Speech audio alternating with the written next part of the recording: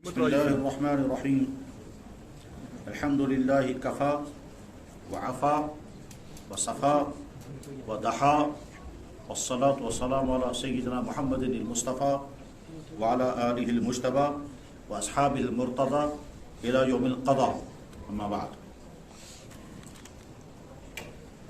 حضرات، اس وقت میں ایک حدیث مبارک کی تلاوت بھی کروں گا اور اس کا ترجمہ بھی کروں گا، اور اس حدیث کے ذریعے سے ہمیں جو پیغام دیا جا رہا ہے ارادہ بھی کروں گا اور درخواست بھی کروں گا کہ ہم اس پیغام کو یاد رکھیں اور اس پر عمل کرنے کی کوشش کریں. ایک حدیث مبارک کا متن بھی پڑھوں گا، اس کا ترجمہ بھی کروں گا، اس کی مختصر سی تشریح بھی ہوگی، پھر اس حدیث پر خود عمل کرنے کا ارادہ بھی کروں گا، اور آپ سے بھی درخواست کروں گا جو بھائی اس حدیث مبارک کو سنیں وہ سمجھیں کہ اس حدیث میں ہمارے لیے کیا میسیج اور کیا پیغام ہے، اس پر عمل کرنے کی کوشش کریں. حدیث بہت مشہور ہے، حدیث کی تمام کتابوں میں ہے اور انتہائی اہمیت کی حامل ہے. ہر حدیث اہمیت کے حامل ہے، لیکن بعض احادیث ایسی ہوتی ہیں کہ وہ انسان کی پوری زندگی کو کا احاطہ کرتی ہے. حدیث مبارک کے کلمات اس طرح سے ہیں: ان رسول اللہ صلی اللہ علیہ وسلم قال سبعۃ یظلهم اللہ تعالی فی ظلہ یوم لا ظل الا ظلہ امام عادل وشاب نشأ فی عبادۃ اللہ ورجل دعته امرأة فقال رجل دعته امرأة ذات جمال وحسب فقال انی اخاف اللہ ورجلان تحابا فی اللہ علیہ اجتماع وعلیہ افترقا ورجل ينفق مالہ فی سبیل اللہ بیمینہ لا تعلم شمالہ ورجل ذکر اللہ خالیا ففاضت عیناہ ورجل قلبہ معلق بالمساجد او کما قال علیہ الصلوات والتسلیم. اس حدیث مبارک کا ترجمہ یہ ہے. اس ترجمہ کرنے سے پہلے تھوڑی سی تمہید میں یہ بات سنیں کہ انسان چاہتا ہے آگے بڑھنا. یہ انسان کی فطرت میں اللہ نے رکھا ہے. اب کس چیز میں آگے بڑھے گا؟ جیسا مائنڈ سیٹ ہوگا ویسے آگے بڑھے گا. دینی مائنڈ سیٹ ہوگا تو دین میں آگے بڑھنے کی کوشش کرے گا، اور کوئی اور شوق ہوگا، کوئی اور طلب ہوگی تو اسی میں آگے بڑھنے کی کوشش کرے گا.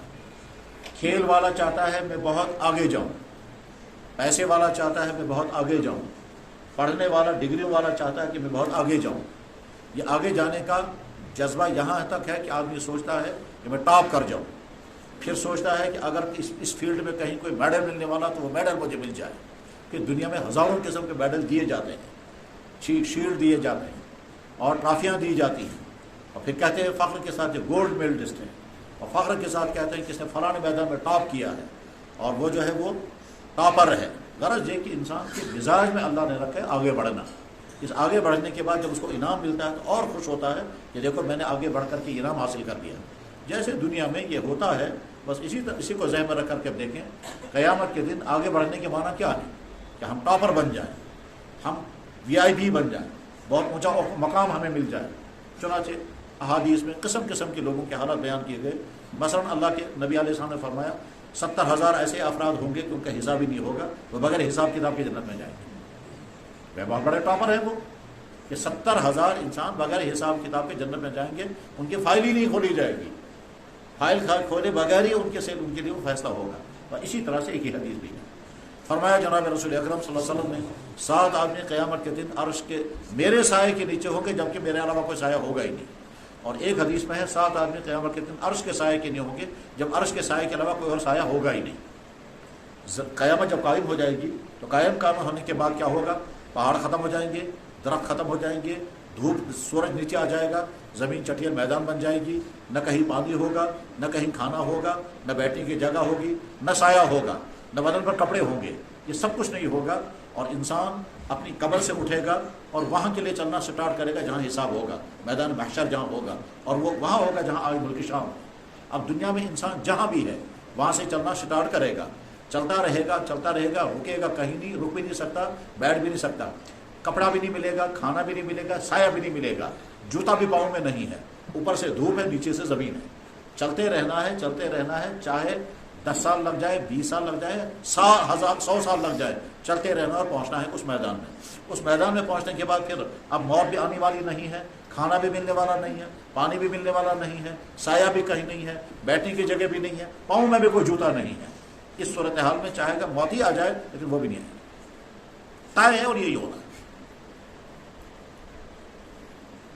انسان کو بچاؤ کے لیے کپڑا ہوتا ہے وہ بھی نہیں ہوگا، تھک جائے گا کھانا ملنا چاہیے وہ بھی نہیں ہوگا، پیاس لگے کہ پانی ملنا چاہیے وہ بھی نہیں ہوگا، کہیں سائے میں بیٹھنا چاہتا ہے وہ بھی نہیں ہوگا، چلتے چلتے پاؤں کے بچاؤ کے لیے جوتے وہ بھی نہیں ہوں گے، ننگے پاؤں ہوں گے اور پھر ننگا جسم ہوگا۔ اس ساری صورتحال گزرنی ہے، یہ ساری صورتحال گزرنی ہے۔ اس میں اللہ تعالیٰ فرماتے ہیں کہ میرے عرش کے سائے کے نیچے جو چند افراد ہوں گے وہ یہ ہوں گے۔ ان میں سے فرمایا، کیا فرمایا؟ 7 انسان قیامت کے دن میرے خاص سائے کے نیچے ہوں گے، جس دن میرے سایوں کے علاوہ اور کوئی سایہ نہیں ہوگا۔ اور ایک حدیث میں میرے عرش کے سائے کے علاوہ کہیں کوئی سایہ نہیں ہوگا، ایک صحرا میں ہوں اور وہاں صرف ایک درخت کہیں پر ہوں، وہ درخت کے نیچے جانور بھی چھپنا چاہتا ہے، انسان بھی چھپنا چاہتے ہیں، اس کے سائے کے نیچے بیٹھنا چاہتے ہیں۔ تو اللہ کے نبی نے فرمایا کہ قیامت کے دن جب کہیں کوئی سایہ نہیں ہوگا تو اللہ تعالیٰ فرماتے ہیں میرے سائے کے نیچے 7 آدمی ہوں گے۔ پہلے نمبر پر امام عادل، عادل حکمران۔ اس عادل حکمران کے 2 معنی ہیں۔ ایک معنی ہے کہ جو رولر ہے، جو حکومت چلانے والا انسان ہے، جو عدل و انصاف کے ساتھ جب وہ حکومت کرے گا وہ قیامت کے دن عرش کے سائے کے نیچے ہوگا۔ اس کی مثال اگر ہم ڈھونڈنا چاہیں تو مثال صرف صدیق اکبر، فاروق اعظم، عثمان غنی، علی بن ابی مرتضیٰ وغیرہ اور عمر بن عبدالعزیز جیسی شخصیات ہیں، یہ ہے وہ عادل حکمران۔ جب اس پیٹرن میں کوئی حکومت کرے گا تو قیامت کے دن عرش کے سائے کے نیچے ہوگا۔ یہ اس جملے کا پہلا ترجمہ ہے۔ دوسرا ترجمہ اس کا یہ ہے کہ ایک تو ہے بڑا والا حکمران اور ایک ہے چھوٹا والا حکمران۔ بڑا والا حکمران جو ہے وہ ملک پر حکومت کرتا ہے، چاہے ملک چھوٹا ہو یا بڑا ہو، یہ تو الگ ہے۔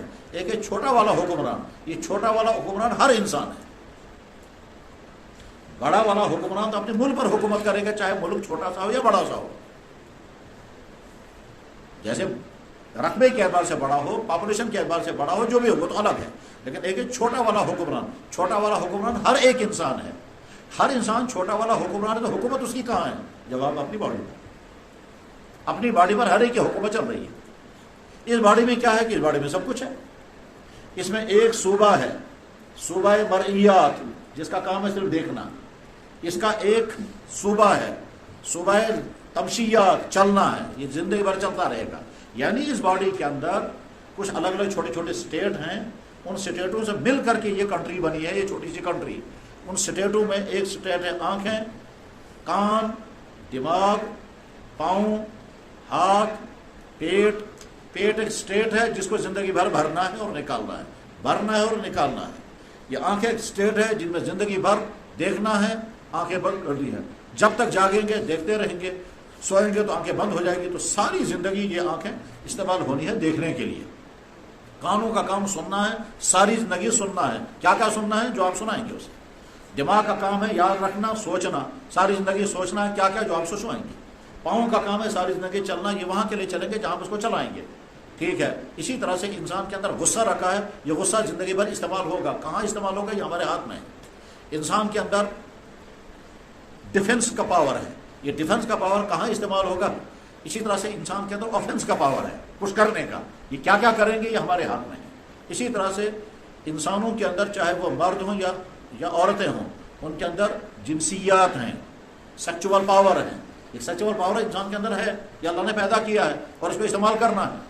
اب ایک انسان جو ہے وہ میاں بیوی استعمال کر رہے ہیں اور خدا نخواستہ کہیں اور بھی استعمال ہو رہا ہو۔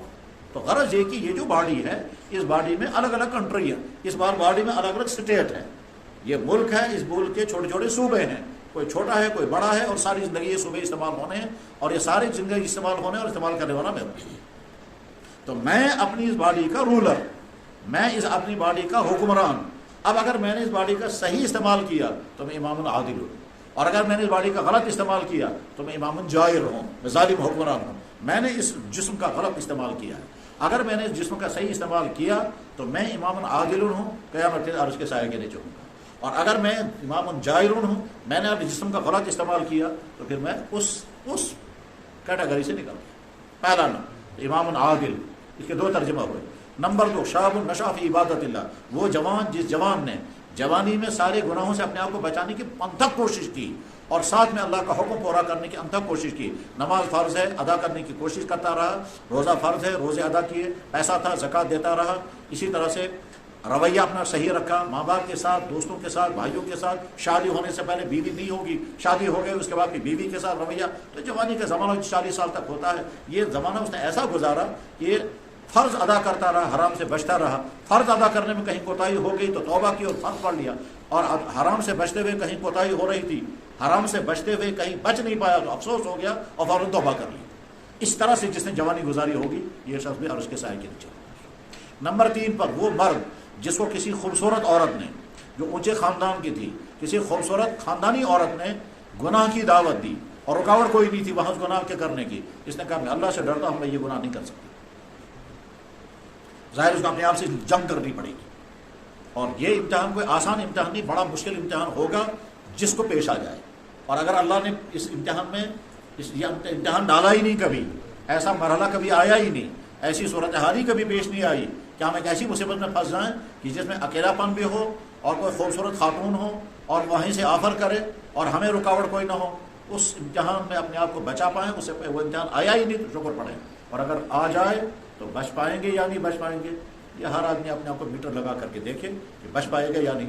ہو سکتا ہے اس وقت ہم سمجھتے ہو کچھ بھی ہو جائے ہم یہ گناہ نہیں ہونے دیں گے, اور اللہ بچائے کہیں ایسا نہ ہو کہ اگر وہ مرحلہ آ گیا اور وہ مرحلہ آنے کے بعد پھر پہلے تو ہمارا ارادہ تھا نہیں کریں گے, لیکن اس وقت اپنے آپ پر کنٹرول نہیں کر سکے, بعد میں دیکھیں گے کیا ہوگا, توبہ کریں گے بعد میں دیکھیں گے. یا پھر کیا غرض ہے کہ جو جن سے گناہ ہوتا ہوگا وہ تو کچھ نہ کچھ اپنے آپ کو تسلی دیتے ہوں گے.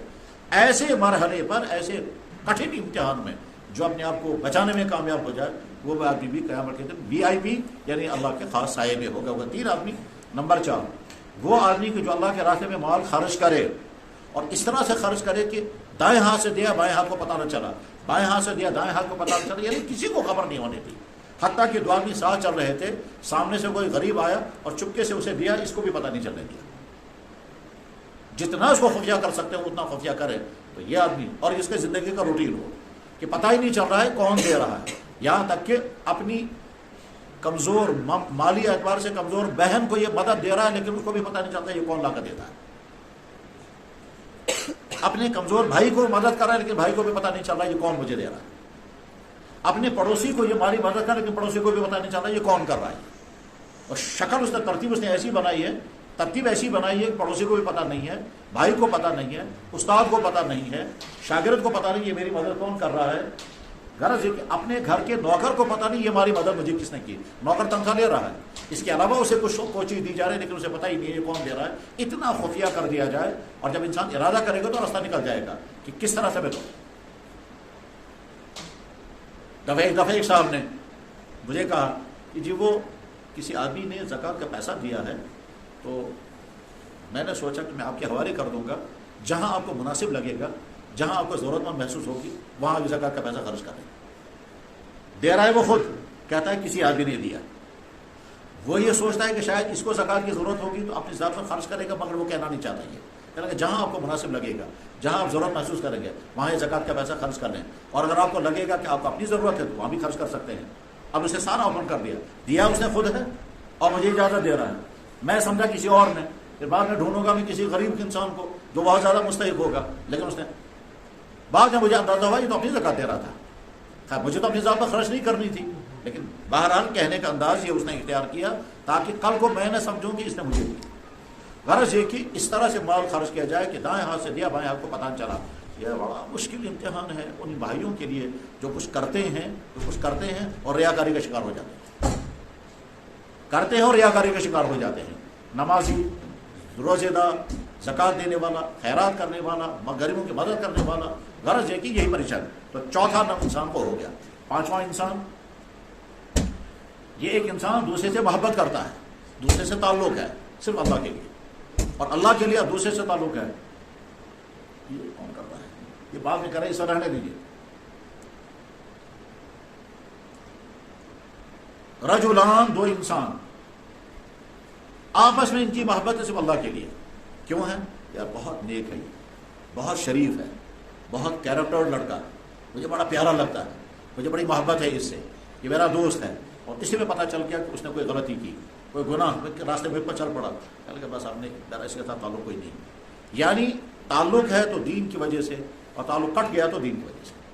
اور کوئی نہ پہلے مفاد تھا نہ آپ کوئی لڑائی ہے. اب مجھے زیادہ کوئی مسئلہ نہیں، مجھے بہت اچھا لگتا تھا، یہ میرا دوست تھا، زندگی بھر کا دوست تھا، لیکن جو ہی میں نے سنا کہ اس نے لائن بدل دی، اب اس نے یہ شروع کیا تو بس میری دوستی ختم کر دی. وہ کہتا کیا بات ہو گئی؟ کہتا کہ بس جب تک تم اچھے تھے ہماری دوستی تھی، اب تم اچھے نہیں رہے ہماری دوستی ختم ہو گئی. تو میں نے کیا اب یہیں قبر سے بس ہو. تو بس مسئلہ یہ نہیں کہ مجھے آپ کی قبر میں آنا یا آپ کو میری قبر میں، مسئلہ یہ ہے کہ مجھے آپ سے محبت تھی دین کی وجہ سے، کردار کی وجہ سے، اخلاق کی وجہ سے، پاک دامن ہونے کی وجہ سے. اب جب میں نے سنا تم نے کوئی دوسرا راستہ اختیار کیا، مجھے تو آپ سے کوئی تعلق نہیں ہے، آپ اللہ کے ہوئے. اس نے کہا کہ پھر کچھ دنوں پتہ چلا وہ پلٹ آیا. آپ نے کہا بہت اچھا، پھر تعلق ہمارا وہی برقرار. تو اللہ کے لیے محبت اور اللہ کے لیے ملنا جلنا، اللہ کے لیے اٹیچمنٹ اور اللہ کے لیے کٹ، اجتماع و افتراقہ، اور کوئی مقصد نہیں. نہ رشتہ ہے، نہ کوئی مفاد ہے، نہ کوئی کچھ نہیں لینا ہے، نہ تجارتی معاملہ. تعلقات کئی قسم کے ہوتے ہیں، ہمسائیگی ہے، رشتہ ہے، بزنس چل رہا ہے، فائدہ اٹھانا ہے، یہ ڈاکٹر ہے اس لیے اس کے بعد جانا پڑے گا.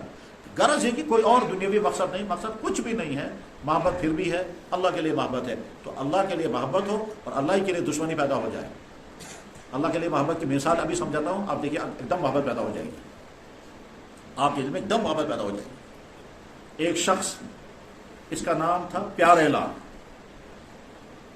ٹھیک ہے، آپ سمجھ گئے ہوں یہ کیا رہا ہوگا. کچھ ایسے حالات اس پر آئے، کچھ ایسے واقعات اس کے ساتھ ہو گئے کہ اس نے اسلام قبول کر لیا، اور اسلام قبول کرنے کے بعد اب اس کا نام رکھا گیا عبداللہ، ٹھیک ہے. پھر یہ مدرسے میں داخل ہو گیا، پھر عالم بنا اور بہت بڑا عالم بنا. پھر ایک بہت بڑے بزرگ کے ساتھ اس کے بیعت کا تعلق ہو گیا، تو یہ خود بہت اونچے مقام پر پہنچ گیا روحانیت کے اعتبار سے.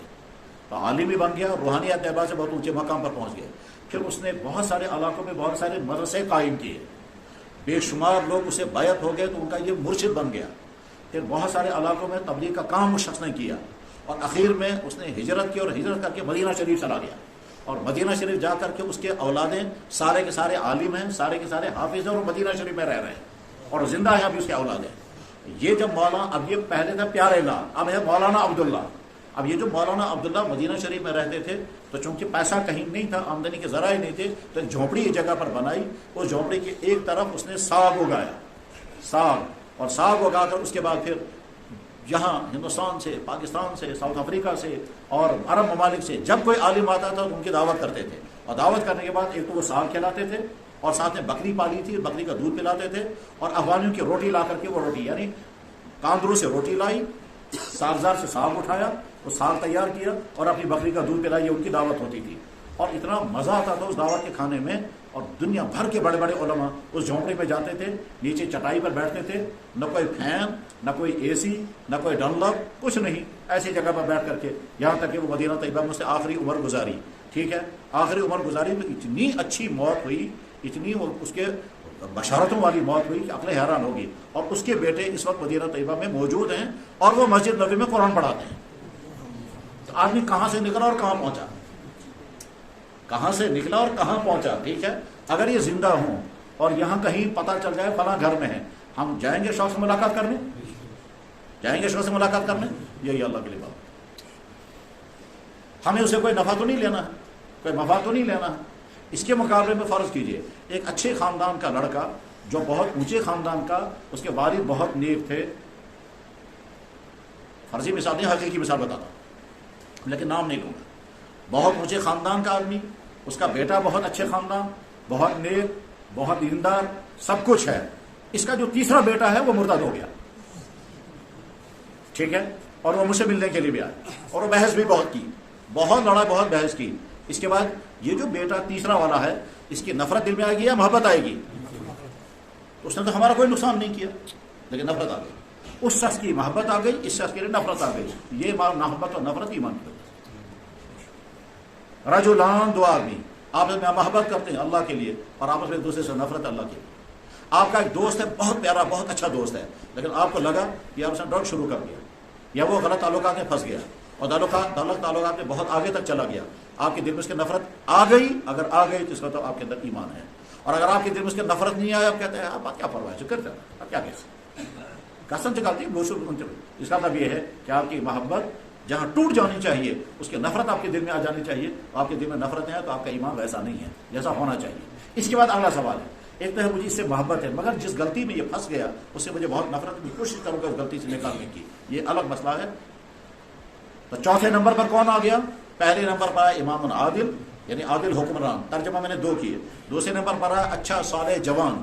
تیسرے نمبر پر آیا وہ شخص جس کو عورت نے آفر کیا اور اس نے اپنے آپ کو بچایا. چوتھے نمبر پر وہ شخص کہ جس شخص نے دوسرے سے محبت کی اللہ کے لیے اور دوسرے سے نفرت کی وہ بھی اللہ کے لیے. نمبر 5 وہ شخص قلبہ معلق بالمساجد، اس کا دل مسجد کے ساتھ جڑا رہے، یعنی ایک نماز پڑھ کر نکلے تو بعد میں خیال بار بار آتا رہے کہ اگلی نماز مجھے پڑھنی ہے، کہاں پڑھوں گا. اگر کہیں جانا ہے تو ذہن میں خیال ہے کہ نماز پڑھنی ہے، یعنی اس کا دل اٹکا ہوا ہے مسجد کے ساتھ. یہ کیا چیز ہے کہ انسان کسی چیز کے ساتھ اٹکا رہتا ہے کسی کام کے لیے. مثلا فرض کیجئے آپ یہاں سے جا رہے ہیں کہیں اور گھر والوں نے کہا جلدی آنا دوائی لے کر کے آنا، تو آپ کہیں اور جا رہے ہیں لیکن بار بار دل میں خیال آ رہا ہے دوائی مجھے لے کے جانا ہے، بار بار دل میں خیال آ گیا دوائی مجھے لے کے جانا ہے. یا فرض کیجئے آپ کے یہاں مہمان آنے والا ہے اور آپ کسی اور کام میں ہیں، بار بار خیال آتا ہے کہ مہمان آنے والا ہے اس کے لیے کھانے کے انتظام کرنا ہے. چلیے ابھی اور میں بڑی والی مثال بتاتا ہوں. جن کے گھر میں شادی ہونی ہے، ٹھیک، کتنی مرتبہ صبح شام تک خیال آئے گا؟ بار بار انتظامات، فلاں کرنا ہے، فلاں کارڈ چھپانے ہیں، دعوت کرنی ہے، کن کو بلانا ہے، ٹینٹ والے کو، واضح کو، تیاریاں، بیٹی کے لیے کیا کیا کرنا ہے، کتنی، ہر وقت یہ خیال گھومتا رہے گا. یہ ہے تو جس کا دل مسجد کے ساتھ لٹکا ہوا اٹکا ہوا رہے، وہ دکان پہ ہے تو خیال آ رہا ہے، وہ سڑک پر جا رہا ہے تو خیال آ رہا ہے، یہ آدمی میں قیامت کے دن عرش کے سائے کے نیچے ہوگا. کتنے ہو گئے؟ 6. نمبر 7 نہیں 5 نمبر 6، بس اس کو اچھی طرح سے سمجھیں، ویسے ہر ایک، لیکن نمبر 6 اکیلے پن میں انسان نے سوچا کہ اللہ نے میرے ساتھ کیا کیا معاملہ کیا. اب سوچنا جب شروع کیا تو ایک تو بچپن سے سوچنے لگے، تو بچپن کے ایک زمانہ گزر جائے گا جس میں آپ کو کچھ پتہ نہیں میں نے کیا کیا. اس کے بعد ایک دور شروع ہوگا کہ آپ کو یاد آئے گا کہ میں نے یہ کیا. ٹھیک، جیسے مثلا مجھے اپنے بچپن کی جو باتیں یاد ہیں ان میں سے ایک بات یہ یاد ہے کہ میں بہت حیران ہوتا تھا کہ یہ عورت اس گھر میں تھی، بچہ نہیں ہوا، یہ اس گھر میں چلی گئی، بچہ کیسے ہو جاتا ہے. بس میں سوچتا رہتا تھا کہ یار یہ عورت اس گھر میں تھی، یہاں اس کو ڈولی میں اٹھا کر لے گئے وہاں یہ بچہ کیسے ہو جاتا ہے. یعنی جب اس کی شادی ہو جاتی تھی تو میں سوچتا تھا کہ جہاں یہ عورت آج تک تھی یہ بچہ نہیں ہوا، وہاں چلی گئی یہ بچہ کیسے ہوا. یعنی میں نہیں جانتا تھا بچپن کی وجہ سے کہ دراصل یہ پرائیویٹ تعلقات ہوتے ہیں، وہ میں نہیں جانتا تھا. اس میں سوچتا رہتا تھا اب دیکھو اس عورت کو لے کے نا وہاں، اب وہاں اس کو بچہ ہو جائے گا، یہاں بھی ہوتا، یہ کیوں ہوتا، تو میری سمجھ میں نہیں آتا تھا. تو ایسے بچپن کی یادیں، معصوم خیالات، ان معصوم خیالات کا کوئی جواب ملتا نہیں، اور ساتھ میں ڈرتا تھا کسی سے پوچھتے ہوئے کہ مجھے سمجھاؤ یہ ایسا کیوں ہو رہا ہے. اب میں سوچا تھا فلاں لڑکی کی شادی ہے، بس میں انتظام میں رہتا تھا، دیکھو اب اس کی شادی ہوگی، یہاں یہ بچہ نہیں ہو رہا، جو وہاں گھر میں جائے گی وہاں یہ اس گھر میں جا کر کے بچہ کیوں ہو جاتا ہے. لیکن اگلی وجہ مجھے معلوم نہیں تھی. تو ایک دور انسان کا گزرتا ہے بچپن کا جس میں کچھ پتہ نہیں. اس کے بعد پھر جب جو ہے اور آگے بڑھیں گے تو اب اس کے بعد دیکھیں گے پھر میں یہ بنا، پھر میں یہ کرتا تھا، پھر میں یہ کرتا تھا، ہوتے ہوتے آج تک. تب اللہ نے کیا کیا؟ خوبصورت جسم دیا، ایمان دیا، صحت دی، شوق دیے، والدین دیے، نعمتیں، یہ بھی ملا، پھر ایڈمیشن ملا، پھر میں نے ڈگریاں پاس کی، پھر میں یہ ہوا. تو اللہ کی نعمتوں کو سوچتے سوچتے یہاں تک پہنچے. اس کے بعد پھر خیال کیا یار میں نے کتنی مرتبہ اللہ کو ناراض کیا ہوگا، میں نے یہ غلطی بھی کی ہے، یہ غلطی بھی کی ہے، یہ غلطی بھی کی ہے. یہ سوچتے سوچتے ایک طرف سے اللہ کی مہربانیاں، دوسری طرف سے اپنی کوتاہیاں، اپنی کمیاں، یہ سوچتے سوچتے آنکھوں میں آنسو آ گئے. بس میڈل مل گیا. اللہ تعالیٰ فرماتے ہیں تو بھی قیامت میں میرے سائے کے نیچے. تو نے اکیلے پن میں مجھے سوچا اور میری نعمتیں تو نے سوچی تو آنسو آ گئے، اور اپنی غلطیاں سوچی اور اس پر آنسو آ گئے. اور ساتھ میں کہا کسی کو پتہ نہیں، اللہ نے پردہ رکھا ہے، میرے ماں باپ کو بھی پتہ نہیں میں نے کیا کیا کیا. ٹھیک ہے، اور میرے ماں باپ کہتے ہیں ہمارا بیٹا کتنا اچھا ہے، مگر میں کہاں اچھا ہوں، میں نے تو وہ بھی کیا، یہ بھی کیا، یہ بھی کیا. اللہ کی مہربانیاں سوچتے سوچتے اور اپنی کوتاہیاں سوچتے سوچتے آنکھوں میں سے آنسو آ گیا. اس کو بھی بیٹا ملے گا. اس کو اللہ کے نبی نے کیا فرمایا؟ رجل ذکر اللہ خالیا، تنہائی میں اللہ کو سوچا، ففاضت عیناہ، اس کے آنکھوں میں سے آنسو گرے. اب آدمی سوچتا ہے آنسو کیسے گریں گے؟ تو جواب ہے بہت آسان. دیکھیے آپ تجربہ کر کے کیسے. خدا نہ خاصا والد کی وفات ہو گئی، امی کی وفات ہو گئی. اب امی کی یاد تو آ رہی ہے. ایک دن اتفاق سے بیٹھ کے سوچ رہے تھے میں کیا کیا کرتا تھا اور امی کیا کیا کرتی تھی، میں نے کیا کیا کیا اور ابو نے میرے ساتھ کیا کیا کیا. اب ابو کی ساری مہربانیاں، اس کی شفقتیں، اس کی محبتیں، کیسے شوق پورا کرتا تھا وہ، کیسے مجھے کیا کہتا، میں کیسے لڑتا تھا، میں کیسے اپنی ضدیں کرواتا تھا، میرے باپ کیسے میرے لیے محبتیں کرتا تھا. وہ باپ کی محبتیں سوچتے رہے اور اپنی غلطیاں اور کوتاہیاں سوچتے رہے. وہ سوچتے سوچتے وہ باپ چلا گیا، اور چلا گیا تو یاد آتے تھے ایک دم آنکھوں میں سے آنسو آ گئے. بس ایسے ہی اللہ کو سوچتے. تو جو ہی اللہ کو سوچتے سوچتے تنہائی میں آنکھوں میں آنسو آ گئے. یہ شخص بھی قیامت کے دن عرش کے سائے کے نیچے ہوگا. کتنے ہو گئے؟ 7 ہو گئے، 6 ہو گئے، 7. امام عادل نمبر 1، شاب نشا فی عبادت اللہ نمبر 2، نمبر 3 کسی عورت نے برائی کی دعوت دی اپنے آپ کو بچا دیا 3، نمبر 4 دل اس کا لٹکا ہوا ہے مسجد کی طرف، نمبر 5 دائیں ہاتھ سے خرچہ کیا، بائیں ہاتھ کو پتہ نہ چلا، بائیں ہاتھ سے صدقہ کیا اس کو پتہ نہیں چلا، اور نمبر 6 2 آدمیوں کی آپس محبت ہے اللہ ہی کے لیے، اور نمبر 7 تنہائیوں میں اللہ کو سوچا. بس یہ سب سے زیادہ اہم ہے ہمارے لیے. ہمارے لیے میسیج اس میں یہی ہے کہ ہم کبھی اکیلے میں بیٹھ کر کے سوچیں اللہ نے مجھے کیا کیا دیا. کافر نہیں بنایا، اب نارمل نہیں بنایا، پاگل نہیں بنایا، ان پڑھ نہیں رکھا، یتیم نہیں بنایا، جوانی دی، شوق دیا، انٹیلیجنٹ بنایا، حافظہ صحیح دیا، میں پڑھ بھی رہا ہوں، ڈگری مل گئی. آگے اب 2-3 چیزیں میری باقی ہیں. نمبر 1 شادی ہونی باقی ہے، اور نمبر 2 روزگار ملنا باقی ہے. 2 ہی باقی سب کچھ مجھے مل گیا ہے. تو اللہ نے میرے ساتھ یہ کیا. شادی بھی ہو گئی ٹھیک ہے، اولاد بھی ہو گئی ٹھیک ہے، اب ساری گھر بھی ہے، مکان بھی ہے، اولاد بھی ہے، گاڑی بھی ہے، فیسلٹی بھی ہے، قالین بھی ہے، اے سی بھی ہے، مکان بھی ہے، مکان میں پینلنگیں بھی ہیں، یہ سب کچھ ہے. جہازوں کا سفر بھی کر رہے ہیں. یہ ساری نعمتیں سوچتے سوچتے پھر کہیں گے یار میں نے کیا کیا کیا اللہ کے ساتھ. وہ سب سوچتے سوچتے بس اب جو تنہائی میں اکیلے پن میں آنکھوں میں سے آنسو گر گیا. اللہ اتنے خوش ہوتے ہیں میرے بندے کی آنکھوں سے آنسو گر گیا. اور اللہ کہتے ہیں میرے بندے میرے پاس سب کچھ ہے، سب کچھ ہے، مگر ایک چیز نہیں، وہ یہ آنسو، یہ میرے پاس نہیں، یہ آنسو میرے پاس نہیں. یہ سمجھو تو میرے لیے ڈائمنڈ ہے تمہارا. میں ڈائمنڈ سمجھ کے آنکھوں کو آنسو کو اٹھا لیتا ہوں. علامہ اقبال کو بہت بڑا، علامہ اقبال ابھی چھوٹے بچے تھے، لاہور میں مشاعرہ تھا، وہ بڑے بڑے شاعر موجود تھے. علامہ اقبال چھوٹا بچہ وہ بھی آ گیا، میں بھی شعر پڑھوں گا. کسی نے کہا چھوٹا بچہ کیا شعر پڑھے گا، بٹھاؤ پیچھے. کسی نے کہا نہیں پڑھنے دو بیچارے کو، آ گیا ہے تو. بہرحال اس کو لایا گیا آگے. مشاعرے میں جو سب سے بڑے شاعر تھے ان کا نام لکھا ہے علامہ ارشد گورگانی. اب اقبال کو بھی کھڑا کر دیا گیا، اس نے شعر پڑھا. تو جب شعر پڑھ کر وہ بیٹھا تو ارشد گورگانی نے کہا صاحبزادے اس عمر میں تم نے یہ شعر پڑھا ہے، اس کا مطلب تو بہت اونچا مقام بجائے. صاحبزادی اس عمر میں یہ شعر، اور گبرات یس عمر بانسا سے یس کا. اب وہ شعر کیا کہا تھا؟ وہ شعر اس نے یہ کہا تھا، اس مفہوم میں سمجھا رہا ہوں. شعر اس نے کہا تھا کہ میرے آنکھوں سے جو آنسو گر گیا میری ندامت کا، اور اللہ کی محبت اور اللہ کے ڈر کا، اور اللہ کی رحمتوں کو سوچ کر اور اپنی کمیوں کا وہ جو آنسو گر گیا، تو اللہ تعالیٰ شاہ نے پوری فرشتوں کی ٹیم بھیجی کہ وہ ڈائمنڈ اٹھا کر کے لاؤ میرے لیے. اللہ نے میرے آنسو کو ڈائمنڈ مان لیا، اور ڈائمنڈ اٹھا کر کے اللہ تعالیٰ فرشتے لے گئے. تو بس موتی سمجھ کر، شعر سنا رہا ہوں، موتی سمجھ کر شان کریمی نے چن لیے. اللہ کی کریم ذات نے موتی جان کر کے وہ ایک ایک کر کے اٹھا لیا. اور اٹھانا ناممکن ہے، آنسو جب زمین میں گر جائے گا وہ ہاتھ کہاں آئے گا.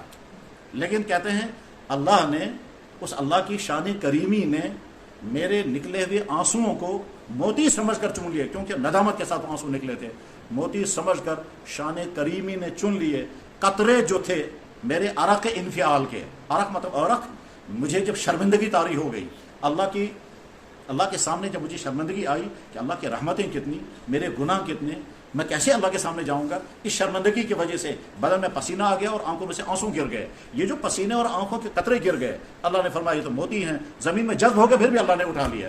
تو میں حیران ہو گیا کہ میری شرمندگی کے آنسوؤں کو اللہ کہہ رہے ہیں یہ موتی ہیں. تو علامہ گور شاہ نے کہا صاحبزادے اس عمر میں تو نے یہ شعر کہا ہے، لگتا ہے بہت اونچے جاؤ گے. پھر اقبال کیا بن گیا؟ اقبال خود ہی کہتے ہیں اقبال بھی اقبال سے آگاہ نہیں، کچھ اس میں تمسخر نہیں واللہ نہیں. اللہ تعالیٰ اس حدیث پاک کے پیغام کو ہمارے لیے آسان فرمائے، اور اس میں جو کچھ بولنے والے کے لیے، سننے کے والے کے لیے میسیج ہے، وہ میسیج ہماری زندگی کا ہمیشہ کا سرمایہ بنے. وآخر دعوانا الحمدللہ.